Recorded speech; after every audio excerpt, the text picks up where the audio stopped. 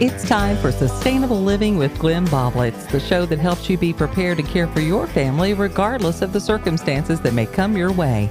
Now, here's your host for today, Mark Lamb. It certainly is a big bun. It's a very big bun. Big, fluffy bun. It's a very big, fluffy bun. Where's the beef?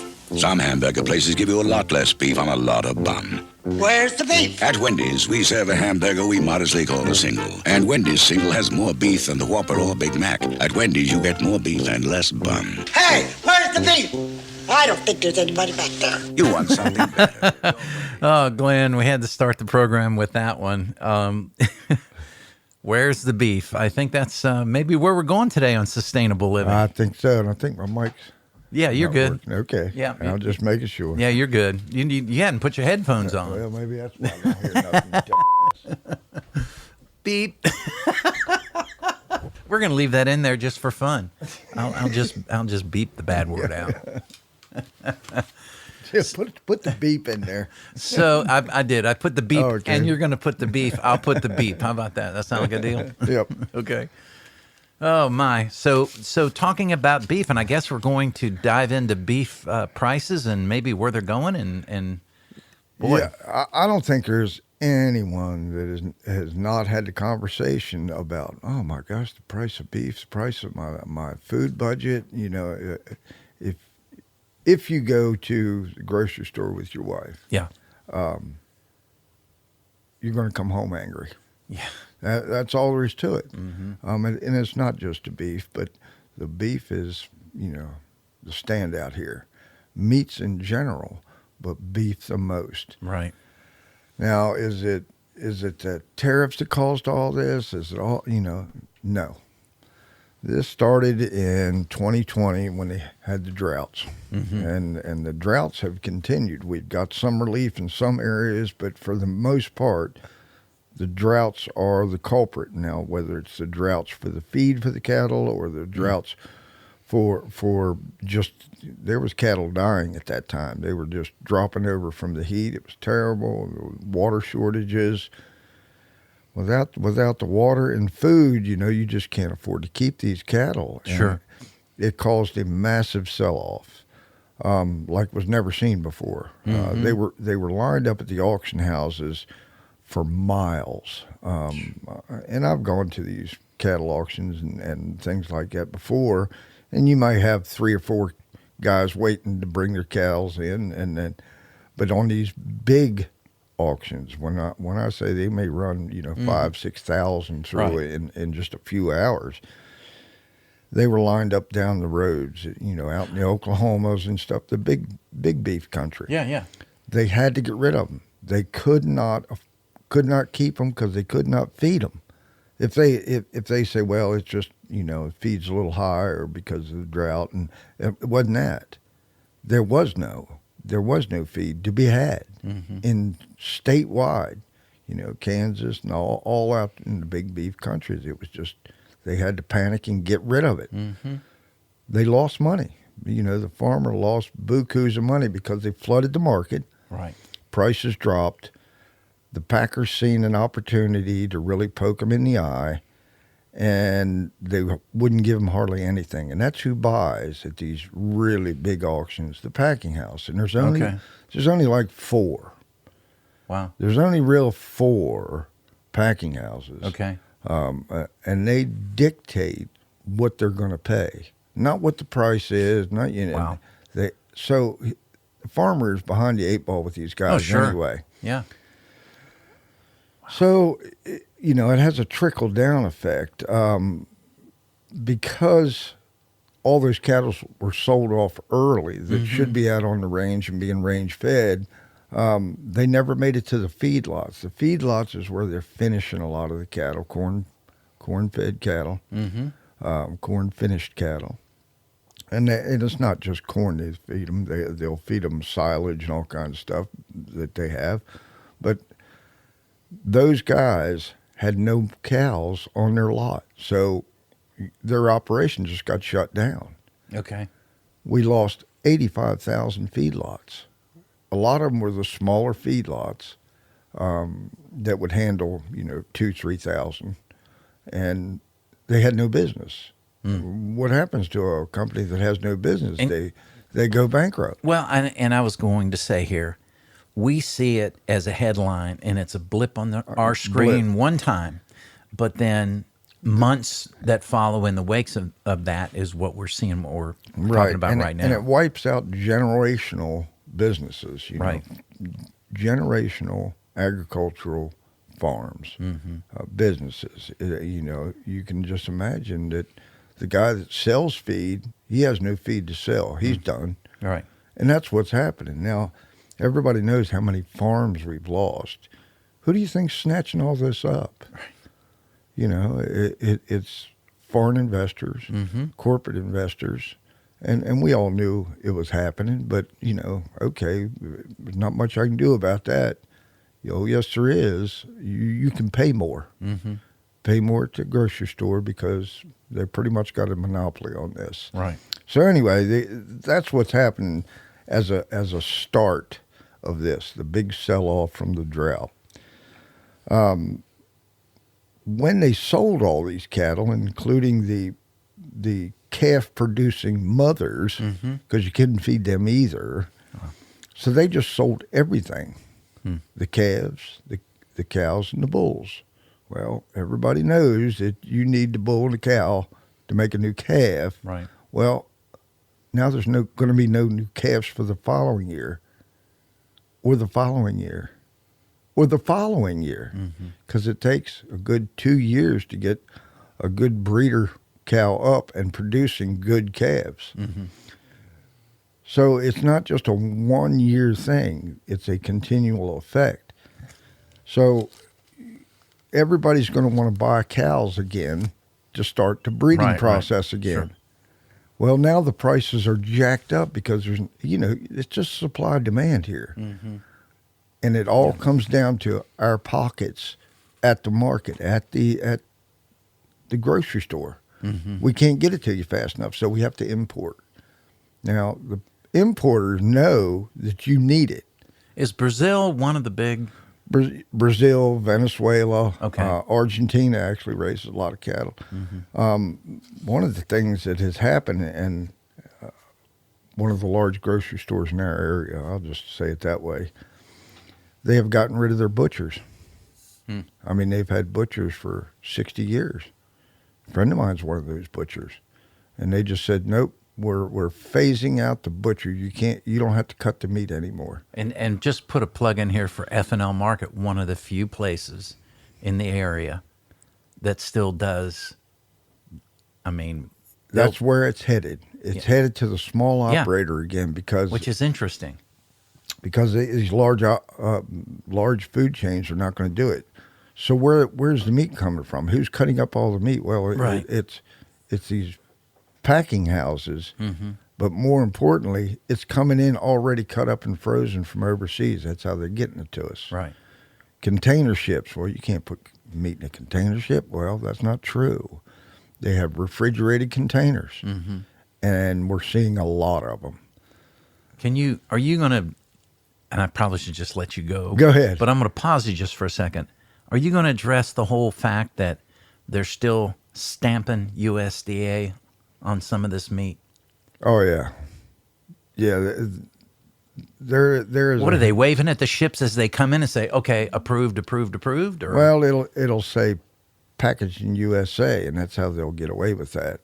Same way with produce. They'll say product of Florida when actually it was grown in California, shipped here, and repackaged, and now it's a product of Florida. Well, it doesn't mean it was grown there. Right. It just means the product come out of Florida packaging-wise. Okay. So if they told you this meat is from Argentina, right, this meat is from Venezuela, Brazil, you would probably shy away from it. Right. They're not known for sanitary practices. Exactly. And by the number of recalls, apparently neither are we. That's an issue for me also. Sure. We'll get into that a little later.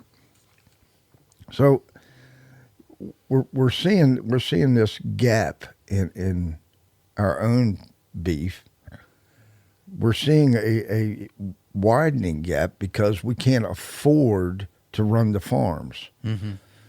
Energy cost is the other major contributor to the decline of cattle production. Right. It costs a farmer so much to fertilize his fields, to run his tractors, to run his trucks. He just can't afford it. It keeps going down. The profit margin keeps going down, and yet the packer's price that he's getting at the larger corporate food stores is getting higher, and it's just a disparity that they can't handle anymore. Right. They've plucked that chicken, and that's where we're at. So between the two, just economics killing the farmer and severe drought and weather, we're in trouble here. So we're going to have to import about everything we get. These importers know that. Mm-hmm. So don't expect just because they can bring in, the 4 billion pounds that we need, that they're going to be favorable to us. Right. So the prices are still going to go up. Sure. There's still more added cost to that, the trucking, the shipping, all that kind of stuff. So all that gets added in, and here we go again. Prices are still going up for us. Sure. And that's who I'm talking about. So that's what's happening as far as energy. And this has been going on for over 50 years. They've just beat the farmer down until he can't make it anymore. Mm-hmm. Now, I don't know whether this is a conspiracy or not to get all this farmland. We've heard talk of it. BlackRock's invested in it, and Bill Gates invested in it. And as soon as you hear those two names, you go, holy crap. Yeah. This is a problem. So we now have these major shortages that we can see, that we know where the problem come from, and it's just going to drive these prices up even higher. The cattle market is setting records for beef. I recently attended a cattle market, and I was shocked at the prices that these buyers were paying locally here. So if our local buyers are paying this same amount, don't think that your local butcher shop or your local slaughterhouse is going to give you any more of a break. Right. It's right at $4,000 to buy a cow from a farmer who takes it and sends it to the slaughterhouse, because that's how it has to be done. It has to be, at an authorized slaughterhouse. By the time you get it back, it's $4,000. And you might get 800 pounds of beef if you're lucky. So, you can do the math. You go, okay, that's still a little cheaper than the grocery store. Right. But a lot of that's going to be burger, which is fairly inexpensive. Some of it's going to be steaks, but you don't know what quality of steak it is till you cook the first piece. Right, sure. Because you don't get to pick your cows, Right. and you probably don't know how to pick a cow if you did. We just don't do that anymore. Yeah. Back in my younger days, you went out and, you'd watch your granddad or your dad look at that cattle from all sides. And he goes, okay, that cow is finished. It's ready to slaughter. Okay. Looking at, the condition of that cow. Yeah. And doesn't guarantee, but which will tell you that ought to have good steaks in it, and usually did. If you're not seeing that, don't know what to look for, you're just getting a cow, and that's about it. You're getting beef, and that's about it. So if they're paying these kind of prices at the auctions, these stores are going to make their profit margin, and you go to the store and some piece of prime beef is costing you $35 a pound. Lesser cuts, $23, $24 a pound. I mean, I could eat a pound steak, no problem. Used to be that your meat should cost you about $5 for your meal. Now it's, $23, and you go, this is unsustainable. Yeah. I'm going to have to start eating a lot more chicken. Right. or something. I'm going fishing in the creek. Right. That's where we need to be thinking. All right, so enough of bad news. What the heck can we do about it? Buying from a local producer is probably what most people are going to have to do. Again, you'd have to qualify whether this guy is buying from a local farm that is putting out really good beef. That's how you're going to know. And a lot of it is reputation. Talk to somebody that's gotten beef from this guy, and you go, how does he do? Does he just buy scrub cattle on the auction, or does he actually go out to a farm somewhere and says, we'll buy these Is 10 scrub here? cattle kind of just random buying? Scrub cattle's the guy that's raising cattle for money, and that's Right. it. Okay. Some guys raise cattle for money, but they want top dollar, so they raise top, beautiful, outstanding looking cattle. And these are cows that we know kind of the lineage of the cow a little bit. Yeah, I mean, they may not be a purebred. It may be a cross, and they Right. cross cattle for different reasons, not just because they're scrub cattle, and that's what the bull is. Certain traits of certain breeds will come out in the cow. The Angus cow is traditionally has a small head, easy birth, all that kind of stuff. Right. So that's why they do that. You'll hear of a cross breed, and that's not a bad thing. When that cow is finished, it's grown, it's 18 to 2 years, and you look at that cow and you go, wow, that thing is a block, man. It's a block of beef. Right. Which means he's square looking, his back is flat, he doesn't have bones showing, no Right. ribs, of Right, course, right. no ribs showing. So those traits come through, and you end up with good looking cattle. Now, if you hear somebody is saying, we bought a beef from this guy and had it slaughtered, and it was tough as shoe leather, the cow was probably not fed as well as it should have, or maybe bad environment over in that, not enough water. If cows get stressed, it ruins the meat. It That's really what I've does. heard. A stressed cow will come out with a tough piece of steak. That's why you don't let dogs chase your cattle. It stresses them out. Okay. You don't let the kids try to ride them, Right. Though we did in my day, but got in trouble for it. But that, it's just, you don't do that. Right. So you can buy from a local producer, or you can buy these herd shares. And I don't know if you ever even heard of this. I've heard of cow shares, but not herd shares. Right. Well, a cow share, herd share, basically the same thing. Same thing. Okay. You may only own a quarter of this cow. Right. And the owner will take it to the butcher shop, Mm-hmm. and he'll handle all that. And you pay him for that. You got to. If you ever try to load cattle and haul them to the market, that's a job for the day. You're not putting them in your Subaru. So you pay, so you pay him for that, Right. and if he's a fair operator, it's well justified. So he takes it and tells the slaughterhouse, this person is getting 25%, this person is getting 25%, and this guy gets the other 50%. So you own a share in that cattle. Now you could take that share even farther when the cow's not even ready to go to market. You can go to a farmer and say, that's my cow right there. I'm going to buy it while it's still living and eating grass. And you pick him out. And I got 3 other people that are coming in with me. So you're buying a share of that herd. Right. Right. And it may be 3 or 4 cows you're doing this with. What that does is gives that farmer money up front, kind of like a CSA does for vegetable gardening. You're getting the money up front for a future product. Right. That helps that guy out.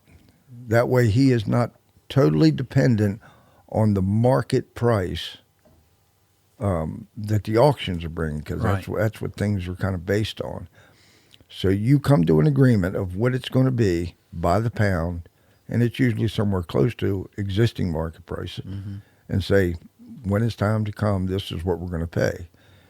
He has the money up front to operate on, and that takes a lot of pressure off of them. Him, sure. So if he's doing that with 100 cows, he's like, wow, I'm okay for the next 4 months. And then he doesn't have to go out and borrow money too, which And they do the that a way lot. interest rates They can have kill to. you. Yeah, they have to borrow money for future gains, and you pay for that too. And he knows that, but that's just the way the market is. You Yeah. know, you can't sell a product till you have it, Sure. unless you do these herd shares. So that was a good thing within the law that was allowed to be done. Teaming up with your friends and family to raise your own. Does anybody in your family have enough land to do this? Now, some I wouldn't suggest doing it in the middle of Boonesboro, but Right. there's some nice houses over there that got some land. Sure. I mean, if you got 5 or 6 acres, it's all fenced in. You can go in together and do that. That's a little more work, but it lowers the cost. It really does. To really finish out a beef, it's going to be $5 to $6 a pound by the time you're done. You figure buying the cow, calf, whatever you bought, and feeding it and getting it to the finished stage, and that's where the expensive feeds come in, because you just don't want to feed them just some junk stuff silage that's been laying around for 3 years. Right. So you want to feed them quality. I mean, this is your food. Right. That's the way I look at it. I want the best beef for my money, and to put that kind of money out and end up with just average beef or even worse, a tough steak, I'd be mad. Sure. Understood. So you have to have somebody within that little group or family or friends that can help you and guide you in that. Don't jump into this unaware of what the costs are, the amount of work it is, and just the facilities it takes to do it. Can be done. Absolutely can be done. So thinking in them terms, if you can get this cow to the market or to the slaughter shop, and they charge about $700 now to slaughter a cow. Do they? Okay. It's not cheap. Right. They experienced, because of COVID, everybody left their shop. Nobody showed up for work, and they didn't come back. A lot of these slaughter shops were operated on some family businesses and they also had jobs on the side, because it's hard to make it in this business. So they had 2 jobs. Well, when COVID hit, they didn't have hardly any money, and they had to change jobs too. So it just never came back. The farming industry just never came back with the labor. Right. So labor shortages, ever since COVID, have never recovered. Something. The people that you get in are unskilled right off the bat, and a lot of them are not the best ones you want. Right. I mean, you probably lost some really good people, or you got rid of some just okay people. Right. But now you're starting over from green. From scratch, yeah. And that's expensive. Sure. That is just, the learning curve is just too high for skilled labor. It Yeah. just is. It takes years. So knowing all that, there is going to be some additional expenses, and it's just, you're going to have to input. If you want safe meat, Yeah. you want quality meat, you're going to have some input into it, because most of it is strictly for profit. Imagine that, business being strictly for profit. But there is the occasional guy that raises just outstanding beef. There are slaughterhouses that are very reputable, and do a good job and charge a fair price. Right. But you do have to do your homework. Better option would be to butcher it yourself. Come out and help me butcher one day, and I'll show you how it's done, and you can give it a try. Or there's a lot of people that butcher in the fall. We talked about this in one of our shows. Find them. Go there and help. Even if you're just the guy that does cleanup or whatever. That does the cleanup and Right. hauls off the gut bucket. It doesn't matter. You were there, you've seen it, and you go, I have an idea how this is done. Right. And if I have a little guidance, I believe I could do it. Now, butchering an 800-pound cow is much different than butchering a 300-pound pig. I can tell you that. But start small. Yeah. I mean, we've got people that are doing 50, 60 chickens in a day, Right. Now, I don't know if too many people know how to butcher a chicken, but if you watch it done 50 times, you better have a good idea how it's done by now. Sure. You know, that's just the way it is. So the experience is hard to beat. Go do it. Take a Dramamine if you get queasy easy, you know. I'm getting queasy just talking about it. Yeah. All right, I won't go much No, farther you're than fine. that. You're fine. All right. There's another option is you find the guy that does do it, a local farmer. He's been butchering for years. His whole family does it. You heard about it in a conversation, and you go, hey, the next time you butcher, is there any way that I could get a share of that meat if I come help your farm during this 3-month period? How much could I get of a share of that cow? Bartering, the bartering system. Now, because of the labor shortage, he may consider that. If you are a skilled person, a plumber, an electrician, a mechanic, and he's working on tractors and and has to get irrigation out to his backfield and got a leak in the plumbing in the barn, all of the above, you have a very good chance of getting a share of that cow. And this goes back to skills that you learn that benefit you later. This is one of them. Right.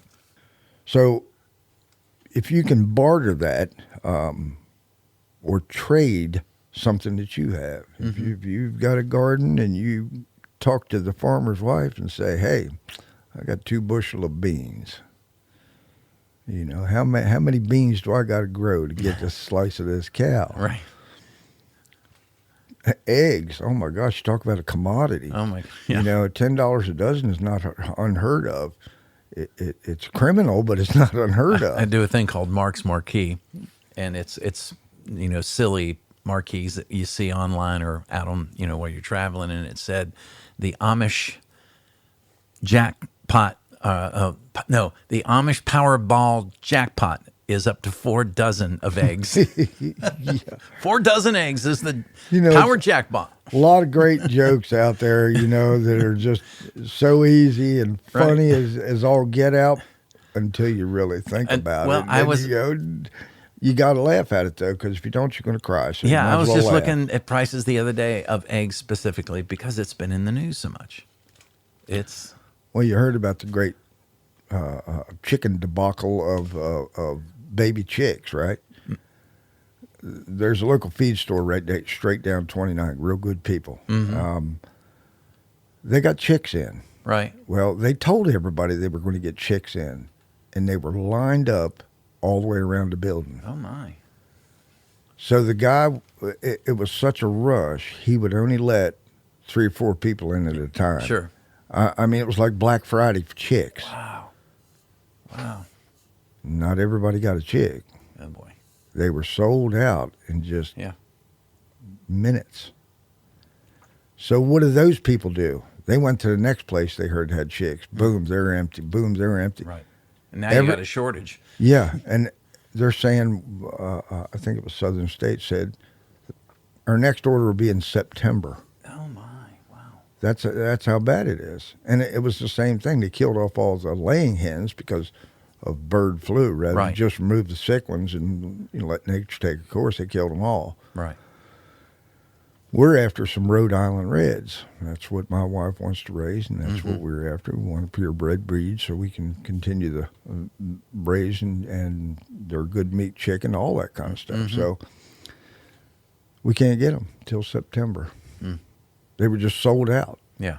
There's one McMurray hatchery, sold out. You just go down the page and everything's sold out. Yeah. I've never heard such thing this fast, this early. Yeah. So everybody's feeling the pinch from the beef. They go, we'll just raise some chickens. Right. Well, you got to get the chickens first, and 9 months later, you'll get a bird that's fit to eat. People are figuring this out. Yeah. They understand that you just can't do without food, and a meat protein source is a big part of it. Yeah. Pork is another one that people are gravitating towards. they can raise pork fairly quickly. You know, a good mother sow may have 8 to 10 piglets, Okay. and they'll come up to a decent size in 8 or 9 months for some breeds. The smaller breeds take a little longer, but you know, that's a viable option. Some of the breeds will graze like cattle. We just purchased some that they got little short noses, and they graze like cattle. They're called coons, and they're from New Zealand. Oh, wow. Okay.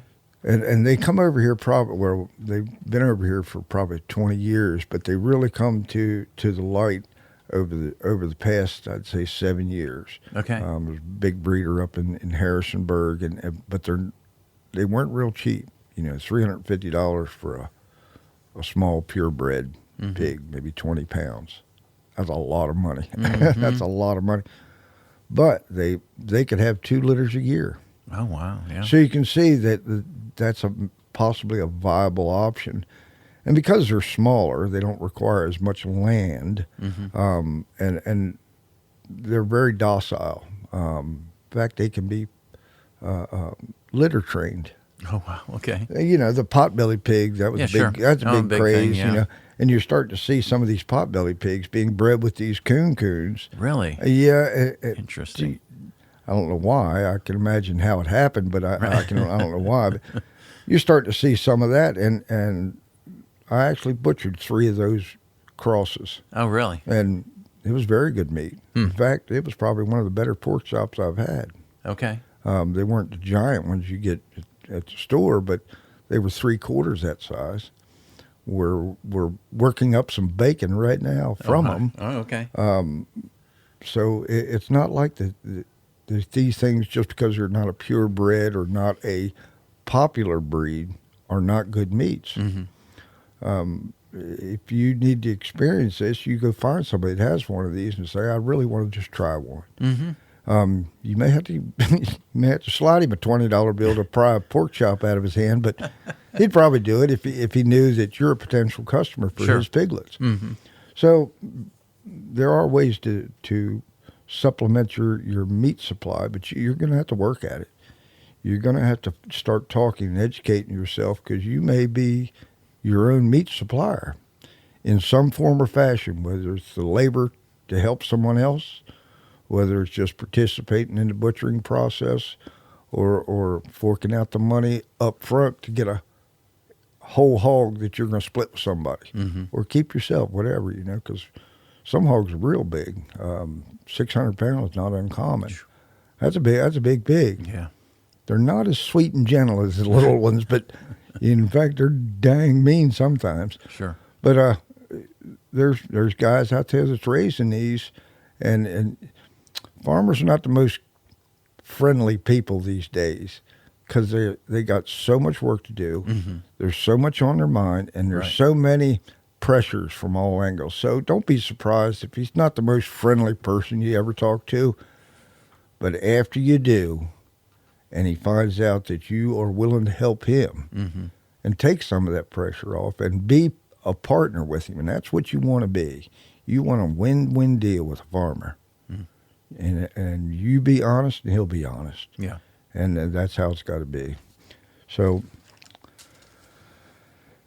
meat is just one item in this supply chain thing. You know, I tell you, to be sustainable and all that.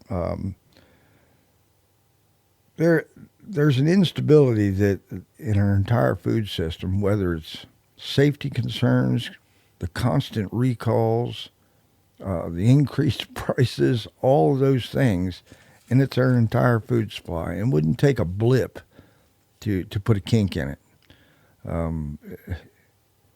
Just the trucking of all of our food.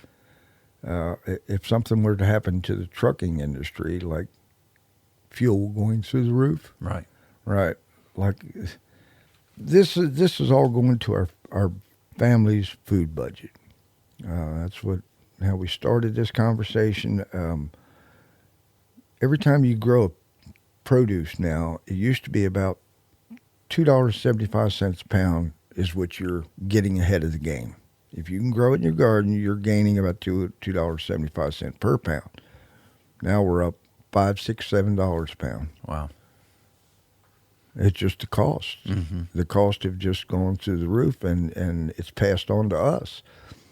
So I'd seriously consider growing your own food, helping someone your own food. All the same principles I talked about getting with the farmer, get with the vegetable farmer. Get with the onion farmer. Get with the chicken farmer. Trade out what you need to trade out, because if you keep going to the store, it's going to take you broke. Mm-hmm. And the quality of your food at that store is not there. The nutrition is not there. Yeah. It's not what it's there for. It's there for profit. Mm-hmm. You'll get a better deal, better product from somebody local, from yourself.